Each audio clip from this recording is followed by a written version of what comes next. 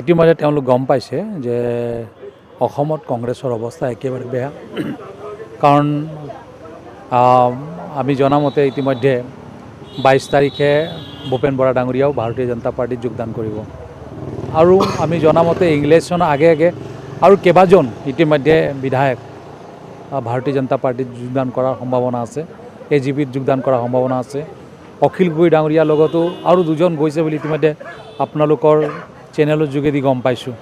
আৰু সেইকাৰণে কৈছোঁ যে প্ৰিয়ংকা গান্ধী হওক, ৰাহুল গান্ধী হওক, সোনিয়া গান্ধী হওক, তেওঁলোক গোটেই টীমটো যদি উঠি আহে তথাপিও অসমত কেতিয়াও তেওঁলোক উদ্ধাৰ কৰিব নোৱাৰে। মই ইতিমধ্যে কৈছোঁ, হাজাৰটা প্ৰিয়ংকা গান্ধী আহিলেও অসমত কংগ্ৰেছক উদ্ধাৰ কৰিব নোৱাৰে। কংগ্ৰেছৰ এনেকুৱা অৱস্থা আছে ইতিমধ্যে। কাৰণ তেওঁলোকো গম পাইছে, কংগ্ৰেছৰ যিসকল বিধায়ক বা কৰ্মী, যে এতিয়া আৰু কমচে কম 20 বছৰ এই অসমত আৰু কংগ্ৰেছ নহ'ব। আৰু সেইকাৰণে তেওঁলোক আহিছে। আৰু আমিও সংগঠনটো যথেষ্ট শক্তিশালী কৰিছোঁ।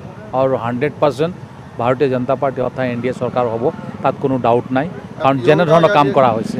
চাওক, এতিয়া এই ইলেকশ্যন আছে, ইলেকশ্যনৰ সময়ত তেওঁলোকে বহুত কথাই ক'ব, এনে কথাই নহয়। ইতিমধ্যে প্ৰিয়ংকা গান্ধী ডাঙৰীয়ানী ইতিমধ্যে কামাখ্যা মন্দিৰলৈও গৈছে, জুবিন সমাধি ক্ষেত্ৰতো গৈছে। তেওঁ ভাবিছে যে এনেকুৱা যদি আমি কাৰ্যসূচীবিলাক লওঁ তো 2-এটা ভোট হয়তো আহিব পাৰে। তো তেনেকৈ এটা ভাবি তেওঁলোক ইতিমধ্যে জুবিনৰ সমাধিলৈ গৈছে বা মন্দিৰলৈ গৈছে।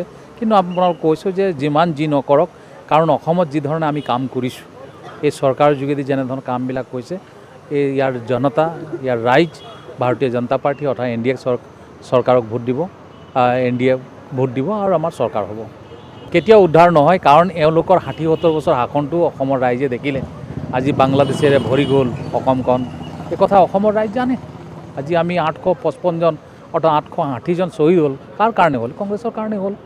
কংগ্ৰেছৰ চৰকাৰ দিনত লাখ লাখ বাংলাদেশী অসমলৈ আহিলে, যাৰ এটা ডাঙৰ এটা সমস্যা হৈ পৰিছে অসমত।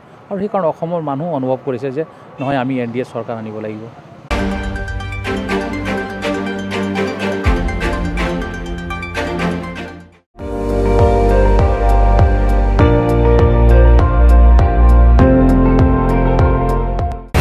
আপুনি চাই আছে ND24, সৰ্বশ্ৰেষ্ঠ নহয়, সৰ্বোত্তমৰ দৌৰ।